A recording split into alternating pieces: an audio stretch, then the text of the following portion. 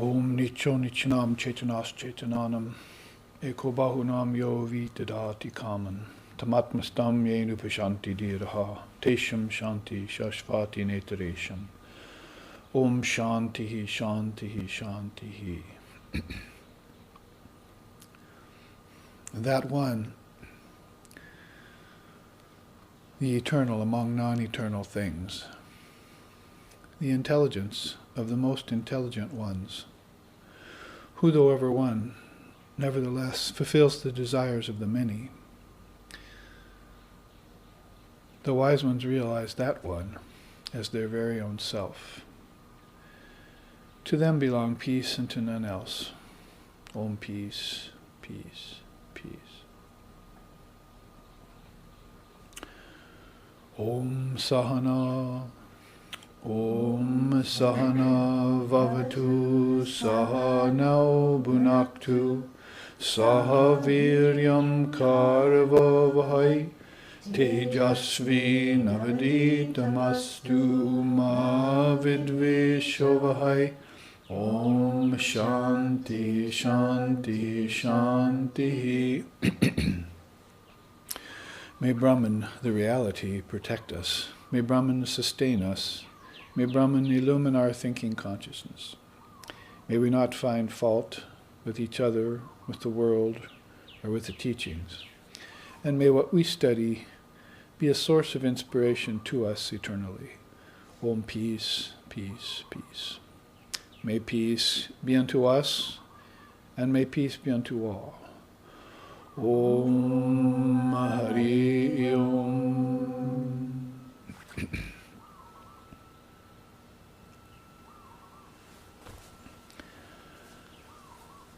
And we gather this morning after our 1-hour meditation at 6 a.m. here in Hawaii for our satsang at 7:15. And we welcome the live streaming viewers and those here present at the ashram to engage in some question and answer on the spiritual level. There's all manner of questions going on in terms of everyday life and work and things that occur on the intellectual plane, and it's very rare we get a chance, however, to delve into Atma Vichara subjects, that is, Vichara, inquiry into Atman, the true self of all living beings.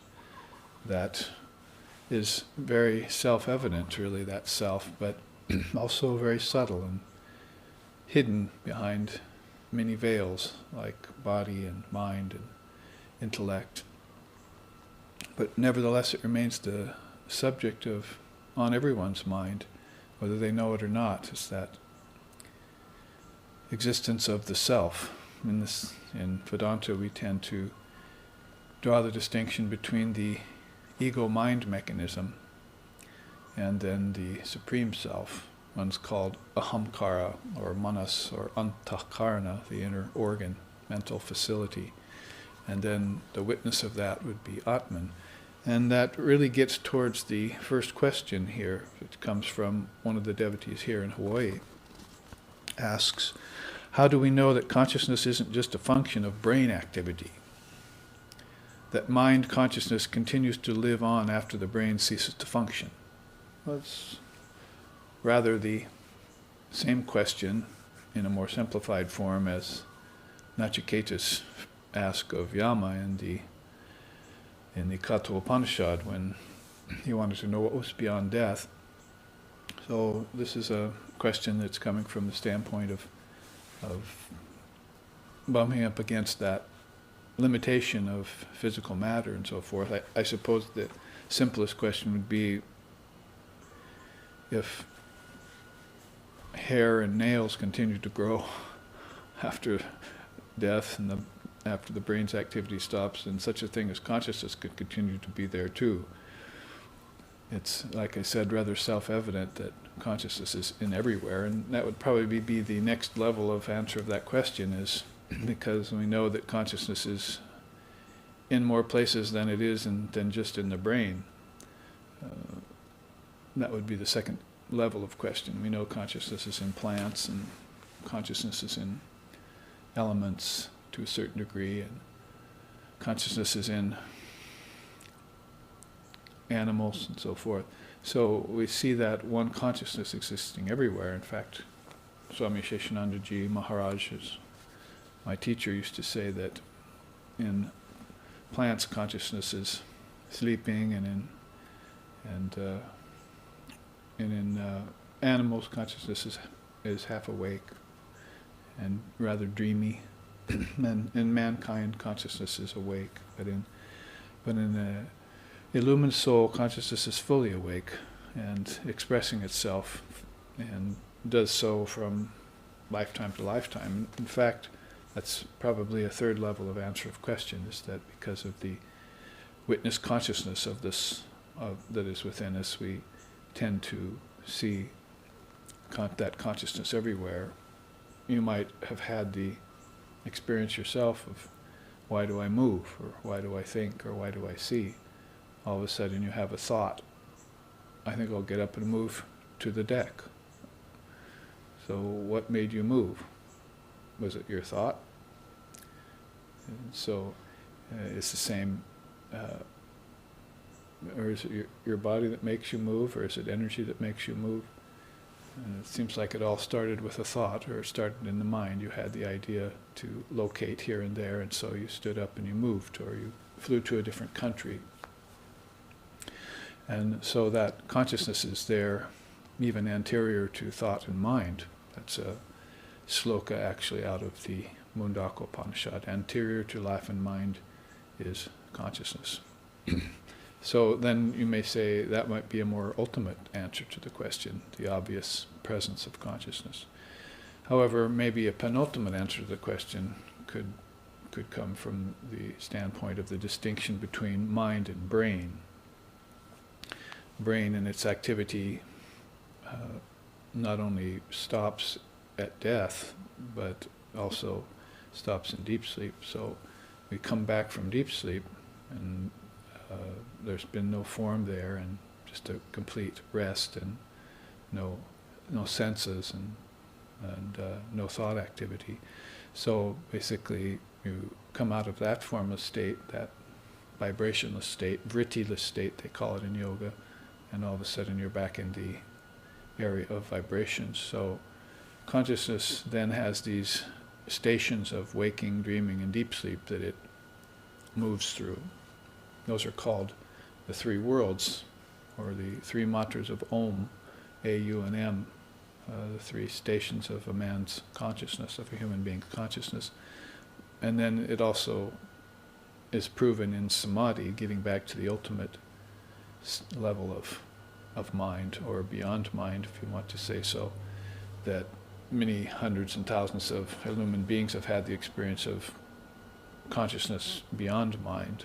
And of course that would be the ultimate answer to the question again, is that these experiences of non-duality, or Advaita, or nirvikalpa samadhi, or asampragyata, or nirvana, or satori, I could go on and on naming words, not only in English and Sanskrit, but in other languages, that have been applied to that inscrutable and inconceivable and unexpressible, really, station of samadhi, or higher awareness that transcends mind and brain, where those functions cease. Person's consciousness lifts off the body-mind mechanism and exists in a state of its own highest awareness. It's called non-duality, or Advaita. And actually that leads into the next question pretty well. So anyway, we ought to think, to conclude that question, about nails and hair growing even after the brain's activity stops, and death. If such insignificant things like that can keep growing, then it must be that there's not only just energy after death, but maybe something much higher. And we can think in terms of consciousness being in plants and animals, and consciousness being everywhere around us. Maybe that would connect us back to the brain, and how a thought makes us move, how a thought makes us hungry, how a thought makes us sleepy, how a thought wakens us up. And then we could start to go to a higher step of examining our consciousness and knowing that the distinction between mind and brain all of a sudden kicks in, and your mind now knows, it begins to have intelligence, and that's a motionless thing. There's no motion going outside when you're reading a book on the scriptures or something. So mind is beginning to show its higher levels. We have to admit that mind has its lower levels, so that's one of the reasonings in proofs of truth. In reality, if a thing isn't there, then the thought that it was there proves the existence of both stations of consciousness. So if you say mind has its lower and its higher levels of consciousness, then you must be talking about something very facile and something very versatile as consciousness, being able to come and go into different levels and different mechanisms. Like I said, not just in the brain, but in another person's brain, or in a plant, or in the motion of a planet. So thought is father to the deed, but thought is also this proof of existence of something beyond ordinary mind, beyond lower mind, certainly. And then the experience of the saints and seers that tell us that there is also something of a nature of higher mind, revelation or revelation of Scripture, and non-dual Scripture particularly. And then finally the actual experience of consciousness itself in a non-dual state, the witness of all. All of those things speak of something that merely utilizes the body-mind mechanism, the body-brain facility.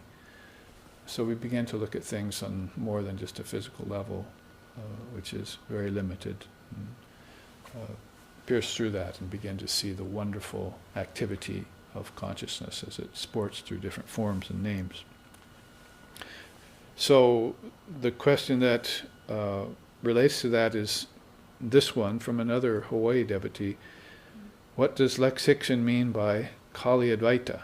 How does Kali Advaita compare to, say, Ramana Maharshi's Advaita? It is his that I am most familiar with, so a comparison would be beneficial.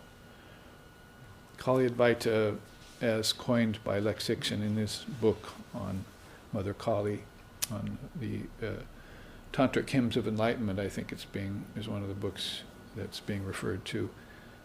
And we would say that we probably don't want to make distinctions between Advaita. Advaita is already trying to do away with distinctions, so we all of a sudden began to create many different kinds of Advaitas out there.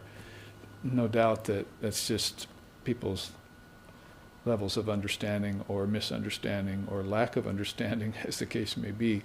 But we want to make sure that when we say the word Advaita, it applies to and directs us towards that true non-dual state, which we were just talking about as the seers talking about nirvikalpa samadhi and asampragata samadhi. Nirvikalpa, if you look into the meanings of the words, it's without imaginings in time, without thought. And asampragata would be without any seeds that sprout, like seeds, not just of trees and so forth, but seeds of words and thoughts that sprout concepts and so forth. All free of those things. That's a state of peace, peace, peace, we say, or the peace that passes all understanding, as is said, was said by Christ. So, Advaita Vedanta then should direct us towards something of a very consummate nature. And I would say the reason why Lex Hixon would coin a phrase like Kali Advaita would be not to cause another distinction or invent another kind of Advaita for us to look into, but to point us to the manifestation of Sri Ramakrishna in this day and age, when he brought forward a consummate state of oneness into this world. There are so many distinctions and variations going on that We need a centering pole to bring it together, like a center pole of light that's mentioned in the Kena Upanishad, where all the gods got around and couldn't understand this pole of light, this pillar of light, you see, that was eternal, and it came into their awareness and left their awareness, and they couldn't figure it out. So that is sort of a metaphor for one-pointed concentration, or if thine eye be single, thou shalt know the truth. To get more to a direct answer to the question, then God is with form, God is beyond form, and God is beyond both the concepts of form and formlessness. And that would be your Kali Advaita. So on one score, Lekshiksen would be saying, for instance, that if you see a great being like Sri Ramakrishna enter into form, and you see him having Nirvikalpa Samadhi under the guidance of Totapari, his Advaita teacher, and at the same time you see him in the Kali temple offering flowers and saying mantras to Mother Kali, to the statue of Mother Kali, that if you know this person to be a consummate Advaitist, then you would say the same consciousness that is there in Brahman is the same consciousness that is there in me, and is the same consciousness that is there in the statue of Mother Kali that I'm worshipping, in that image, in that murti, in that divine form. And now all of a sudden you've pierced through pretenders to the throne. That is basically any kind of idea in the realm of Advaita or non-dualism that supposes or presupposes to say that Advaita is somehow transcendent of everything and exclusive of everything.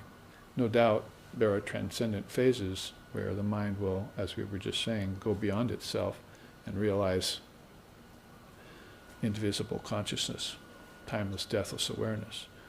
But as Sri Ramakrishna used to say, no matter how high a bird flies, it has to come to rest on a branch. So as long as the world is here, as long as the body is here, as long as mind is here, and many, many, many worlds and beings are here, then the high flights of Advaita Vedanta are going to find their nest or their perch on this branch of body and world.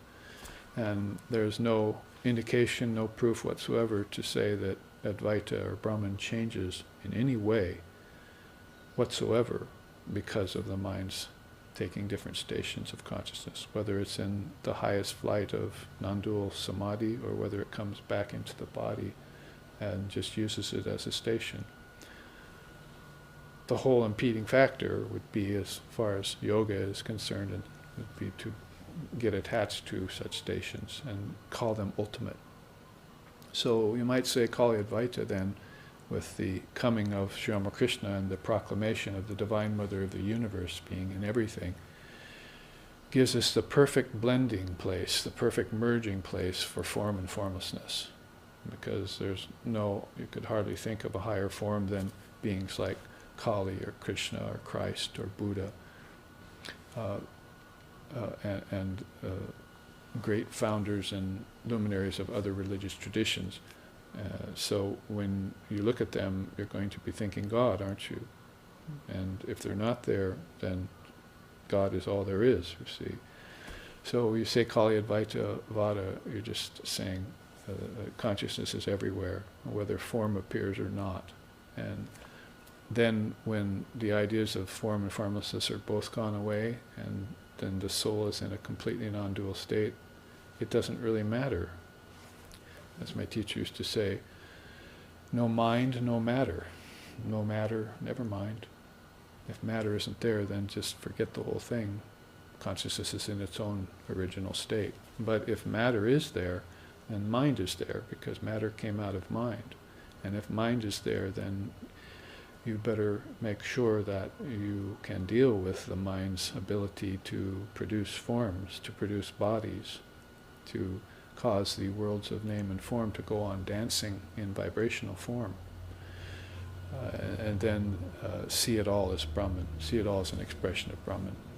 So really, Lix Hickson, when he would say something like Kali Advaita Vada, or we're practicing We're actually giving a class this afternoon on Shakta Advaita Vada, which would be like saying Kali Advaita. It's really following the tradition of the ancient seers or rishis of India who saw Brahman in everything. It's just really saying Brahman is in everything. And you say Brahman is everywhere, then you can't all of a sudden say, but it's not in form. Then you would be transgressing your Advaita, wouldn't you? So, but you can say Brahman is not a form. It's just, you can't say that Brahman doesn't associate with forms. It's obvious Brahman is everywhere and in everything, so it is associating with forms. It just never changes when it does. It remains indivisible, like an ocean remains homogeneous even when waves are on its surface. So with those kinds of analogies and metaphors, we draw the attention to an Advaita that is not just transcendent and exclusive of everything else, but is inclusive of everything. That's Kali Advaita. It's inclusive of form as long as the form is not a bondage or an attachment, as long as witness consciousness remains. And it is exactly, to finish up the question, exactly like Ramana Maharshi's Advaita, no different, because, for instance, Ramana Maharshi lived at the foot of Arunachala, the mountain, and loved Shiva, the idea of Shiva. So there is a form for you, a mountain and a Shiva. Because I'm afraid those are forms in the mind, and you're not going to be able to rid yourself of them as long as you're in the body. So it's an all-comprehensiveness we're talking about, and all-pervasiveness that we're talking about, which is there in any true seer or sage's idea of non-duality.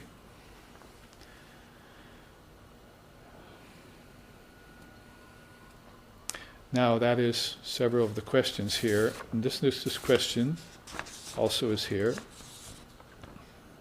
And it has to do with the same train of thought we're just speaking about in the terms of a word that we like to use called universality. This question says, being born into some religions, the spiritual ideal is chosen for me as a matter of course. But in Hinduism has a different idea, and I should be allowed to direct my worship toward that form of God which most attracts me. What is the reasoning behind this idea? How would this freedom benefit me or contribute to my spiritual success? Why are different ideals right for different people? And then there's several other questions follow that. But let's take these first several. Initially, that's back to this idea called universality. So the soul has noticed that in this particular tradition called Hinduism, you may have, say, Shaivism and Vaishnavism and Shaktism and Ganapatism and Saurism, and there are all sorts of isms, all sorts of religions, all sorts of paths in India, and you're usually born into one, which, by the way, is probably the predilection of the soul. The soul chose what religion it wanted to be born into, what country, what set of parents it took. And we'd say this probably happens with both unconscious and conscious souls. They choose a lot of their circumstances of their present incarnation. Some people aren't very good choosers, then you'd have to surmise or conclude, but other beings more consciously choose well. Whatever the case may be around that side issue for now, this means that if you're born into a family that worships Vishnu, then you would probably tend to go toward the worship of Vishnu or Krishna or Ram. And however, you have this choice there. You're not necessarily forced, because there might be, you might have some scars in your mind to be a lover of Shiva or a lover of Divine Mother, as we were just talking about Kali. And in that way, then you are able to choose. I suppose you could say the same with the West, that there are different kinds of Christianity you could choose. And usually you're born into a family and you just follow along. But there is a certain facility in India for following paths that are dedicated to different kinds of deities.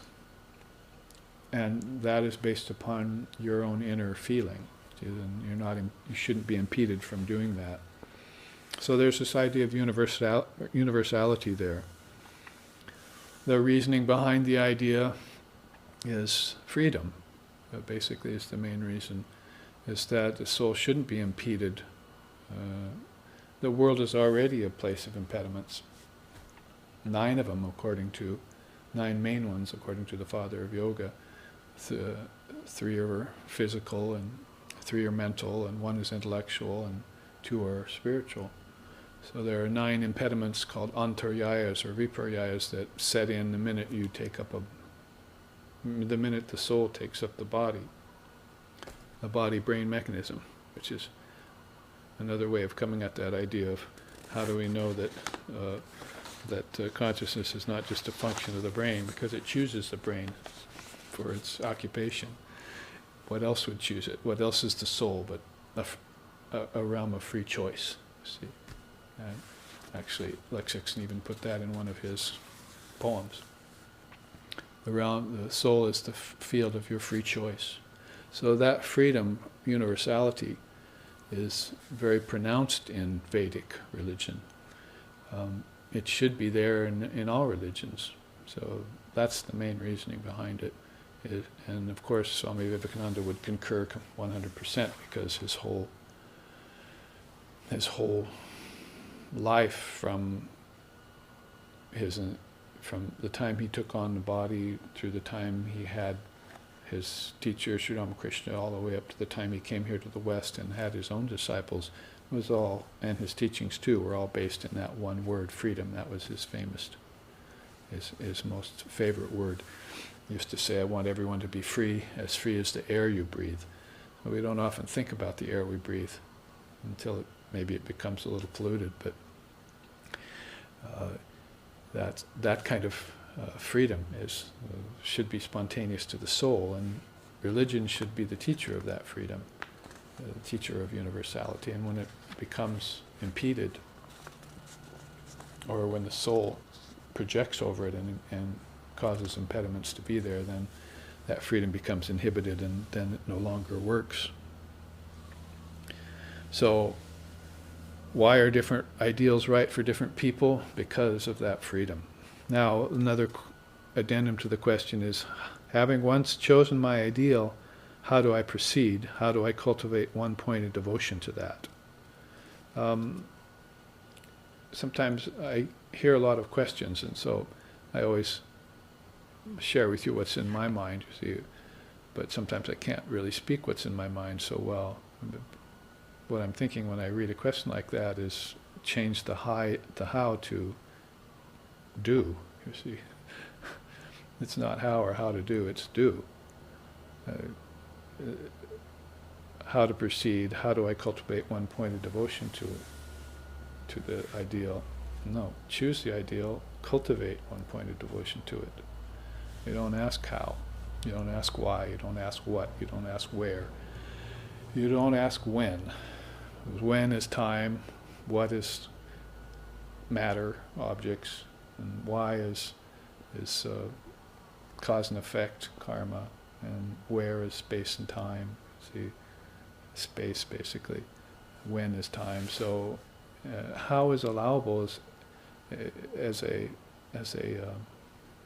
means, see, to do sadhana, to do spiritual practice.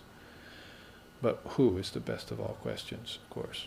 That's back to what we were just saying about Ramana Maharshi's Advaita. His famous Advaita was based upon a method, wasn't it? Who am I? So that's a form. So right away, if you've X'd form out of your Advaitic equation, then your Advaita is incomplete. You've breached the purity of it, you see. So method, how, is allowable. But you just need to change the nature of how you approach the how. You have to turn it into a positive declaration. That's resolve. You can't say, how do I worship my ideal? No, worship your ideal. You just turn it all in on itself, you see. And you do with resolve. Nishchayatma. is Satsangatve Nisangatvam, Nisangatve Nirmohatvam, Nirmohatve Nishchalitatvam, Nishchalitatvam Jivan Mukti. It's all nicely stated in by Shankara in his Bhajagovindam. See, you go from Sangha, asking the questions and all this, to finding out what you should do, and then you get the resolve, Nishchayatma, and you commit yourself to that resolve, and you commit yourself 100% without faltering.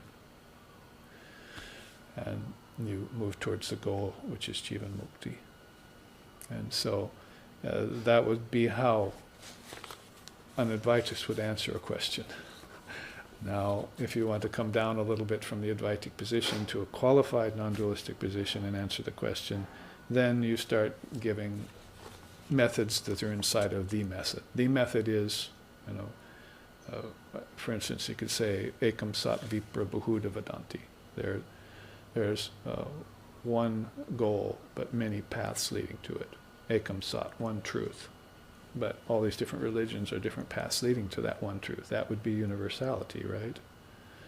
Great. Now, when you're asking a question of how do I cultivate one point of devotion to that, then you can use that as your basis, your method. But then there's going to be a method that's inside the method, and then you're going to have to say, let's do puja, and let's learn how to enact the ceremony around everything, the ritual. And then you're going to have to say, I need to study. So study some books on ritual, see how to do things. Then you're going to have to go to a teacher so that you can get the hands-on experience. And all of these then fall as methods inside that one method. So what I'm saying here is one path, one goal, many paths. But you could also put it, there's many paths, but there's only one way. So you start out from absolute non-duality, and you burgeon back down into, burgeons all out into the method and its applications. But then the method and its applications are all one again, They're all towards the one. Remember when Pir Vilayat Khan and I used to play cellos together. He was a Sufi leader and so forth, and we would get together and we both played the cello, so we would play duets and appear in concerts, so forth, together, and he was in the midst of writing that mass he called Towards the One. So that's the idea here, is that even when you leave the realm of non-duality and you come into the realm of variegation like this, all these forms, then you keep the one as your your pole star, as my teacher used to say, pole star that leads to, that guides me. And I may be practicing that one method in many ways, but all of them are leading towards the one. And they're in the one, they're leading toward the one, they were in the one to begin with, and they end up in the one. And that would be your Kali Advaita, or your Ramana Maharshi's consummate Advaita. So, one path, one goal, many paths, but one way, I would add to that. And that one way is resolve to reach the goal through whatever path you take up. And that's universality, isn't it? And then the further question is, as in relation to my chosen ideal, how should I view the other forms of God or other people's ideals? With that same open-minded attitude that you were granted when you were allowed to choose your religion. You must make sure that all others are allowed to choose their own religion, and then you must respect them, because you know that all is in towards the one. It's coming from the one. It lives in the one. It passes away in the one. That is, methods get realized, and the realization is your consummate station. And then everything ends up back in the one, all without ever having moved an inch. See, so Swami Vivekananda used to say, man picks up a book, reads it, puts it back down. He never moved. So he says that's the soul, which never moves, picks up the book of nature and reads all the experiences. That is, the body goes here and there and has lunch and has meetings and goes to work and goes home and sleeps, goes on vacation and so forth, moving everywhere, but the soul never moves. It's the book of nature is getting read like that by one immovable, indivisible soul, and all of these various forms and movements are expressions of it. It's very key to the Advaitic perspective. So yes, in all levels of that question, there are 5 questions inside of that one question. All connects to the Advaita Vedanta, all connects to the indivisible soul, which is beyond body, mind, brain mechanism and ego mechanisms, which all nevertheless are stations for consciousness, into which consciousness offers consciousness and realizes consciousness and ends up back in that very same consciousness that it started in. So let's see what else we have here. Vedanta teaches us that form and matter are projected out of consciousness. We've pretty much explained that in the last 45 minutes. Can we expect that in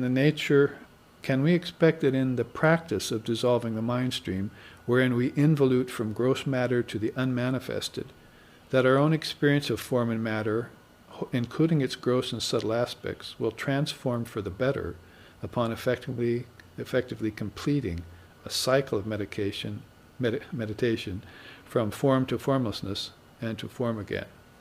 Yeah, we should meditate, not medicate. Sometimes I say that when I go and teach in prisons and when I go and teach people who are taking pills and so forth, to try and move away from anything exterior and depend upon the self alone. Healing will happen from inside out then, and you won't have to try and approach the effect and never get to the cause. For that Freudian slip, I saved myself and explained that. But back to the question of the devotee heroes from Oregon.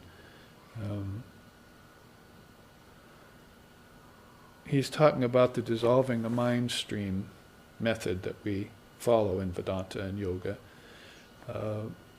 It has different names and so forth. Dissolving the mind stream has come to be a term that's fairly familiar with people now, because you take everything outward and you begin to march it in by stages, because it evolved out in stages. The idea in the all-mind schools of India is that everything came from the mind, that if you got to mind and went beyond mind, as we just said, then you'd be in a vibrationless place, a formless place, a vritti-less place, a spaceless place. You'd be beyond all levels of name, form, time, space, and karma. You'd have gotten beyond that, and then all vibrations would have stopped, and you're back at the source. Then you march back out through that same evolutionary process. And there was the involutionary process, now the evolutionary process, and we're not talking about just physical evolution in a physical universe with planets and big bangs and all that. We're talking about the original consciousness that then moves out by stages, usually in what they call quintuplication form. There's always 5 of everything, you might have noticed. So you've got might as well just kind of make it simple, 5-fold mind, the 4-fold mind with cosmic mind, and that's a 5. And then there's another 5. You march back out towards the 5 subtle elements and the 5 subtle senses, which you would be experiencing in dream, for instance. And then the 5 gross elements and the 5 gross senses that are all out here: air, earth, fire, water, ether, seeing, tasting, touching, hearing, smelling. And now you've come out to the furthest periphery of manifestation. Consciousness has come farthest out into the gross world, from the subtle world, from the causal world. 3 worlds. A-U-M, Om. All from this original vibration. And then what was beyond the vibration. In the beginning was the Word. That was, beginning means there are no beginnings, but there was a pretend beginning. And then the Word was with God. That means everything proceeded with the Word and God in it. All is Brahman. Then the Word was God. And we realized, oh, I see, everything is just indivisible oneness. It's all homogeneous. There is no mixture or admixture. It just seems to be. So the mind has produced all this. Objects are thought concretized. Now you realize that and you say, well, okay, but now that leaves me out here in the lurch, in the realm of birth, growth, disease, old age, decay, and death. Uh-oh. Those are full of suffering. And I don't want to die there, you see. Go through the illusion of death in matter, and then I become matter, you see, which is samsara, according to Buddhist, or Maya, according to Vedanta. So I think I better march back in. Quick. See, a beautiful poem where, oh sparkling self, you're just a tiny fish swimming on the surface of the ocean of awareness. Quick, before death comes along and skims the surface with its net, dive deep and escape his grasp, escape his presence. So we're out on the surface of relative existence. We all of a sudden turn to our original face, see it as the light or as the sound. We begin to march back into it. Well, that's dissolving the mind stream. When people just march out, then they're left there in the realm of the 6 transformations. But the truth is that reality doesn't transform. So if I'm in the realm of transformation, something's amiss, you see. I need to get back inside. So I began this involution process. Well, just a quick 5-minute short summary of that. You have to come to SRV associations or to Vedanta centers and find out really the inner dynamics of that and practice it longer. But with that brief explanation, you could see the intent of this question, which is basically to ask, will we transform for the better when we do this? Of course, there's going to be difficulties in the process, and there are going to be times when you feel that maybe you're not making the grade. The consciousness isn't returning to its true self. But there are going to be times when insights come. Let's put it this way, that take a look at yourself before you started the spiritual path, and then measure it against where you are now, having practiced for 10, 20, 30 years. 40, 50 years in the case of myself, and like 6 in our founder, or 70, 80 years in the case of Swami Sheshananda, who was our inspiration here in the West, and his inspiration, Swami Vivekananda, and so forth. So take a look at those gradations. Has progress been made? Have you changed? Have you transformed in a good way by practicing your spiritual path? Well, you could put dissolving the mind stream moniker on that and say, to the extent that I was able to see everything as Brahman, or you might want to put it this way, see everything as Maya, because it looks like Maya first, you see, and it's full of suffering. It's samsara. See? So now I wanted to withdraw from that. You see, I'm not seeing, I'm not experiencing it correctly. So I take the Dharma, I take the teachings, and I begin to transform my mind. Soul never transforms, by the way. Soul doesn't have to dissolve in the process. It is the dissolver. It's the projector, and the dissolver is the mind. So the soul is looking on the mind's practice, you see. That's the witness. That's Advaita, Kali Advaita, right there. So anyway, before you realize that, you realize everything may be full of suffering, like Buddha said. Truth number 1 of the Four Noble Truths. So you begin to march back in this dissolving the mind stream. So take a look at how far you've come in the first 5, 10, 20 years of your practice. Remember, universality, right? There's one goal and many paths, but there's one way. So resolve was the way, right? Resolve means pretty much I give up everything that's not Brahman. So that means I'm renouncing the world. So resolve and renunciation are the thing, you see. That is, renunciation is the thing and your resolve to keep it are one and the same. So you've practiced 5, 10, 20 years, I'm saying, means you had a resolve all that time and you never left off. The hound of heaven was after you, and it never, or you were the hound of heaven and you were after the prize and you never stopped. You never gave up. So with that as your basis, take a look at how much progress you've made in those first 5, 10, 20 years. Now, stop there and take a look at how much progress you've made since you heard about dissolving the mind stream practice. How long ago did I hear about that? How long ago was it presented to me as a path? 2 years, 3 years, 5 years?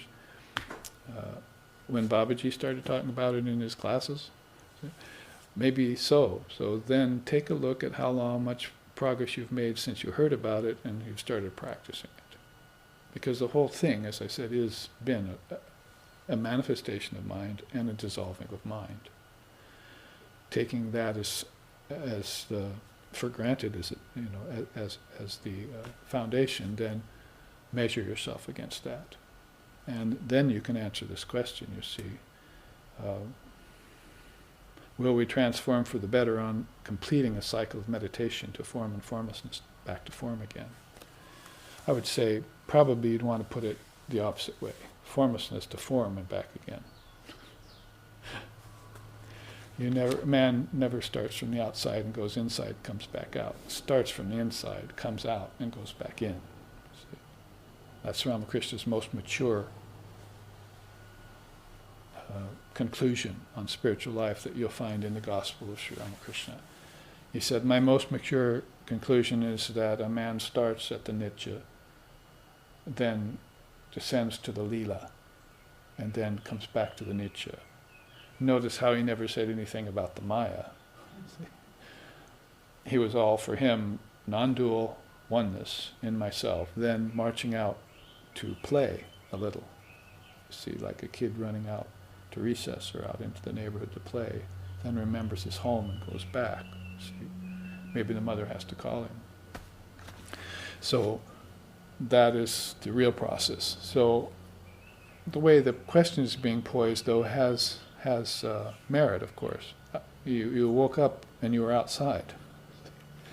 It'd be sort of like the trick they played on my father once. He was in the military for a few months and he was sleeping on a cot, so some of his soldier friends took his cot real quietly and took it outside in the street and just put him there and then went back laughing. And he woke up outside, you see, and people were walking by looking at this soldier sleeping on a cot in the street. How strange. So in that way, metaphorically, the way the question is posed is you woke up out here in nature. The soul has that predicament, you see.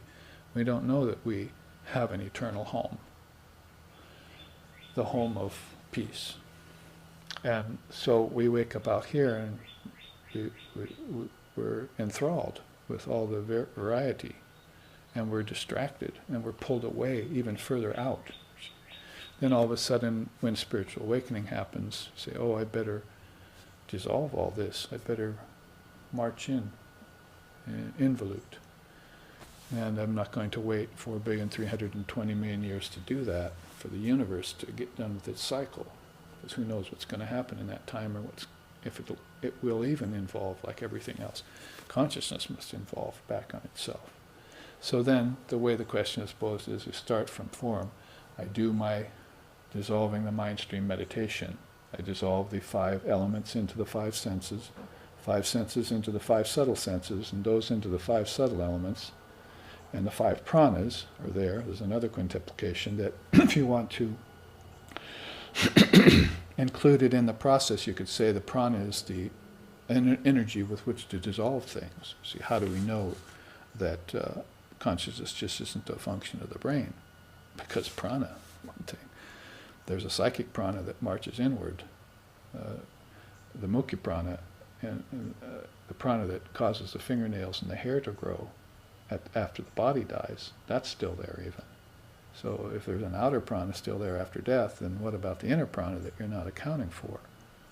So these 5 pranas are part of the dissolution process. They get their 5 fingers in it, you see, by helping everything dissolve.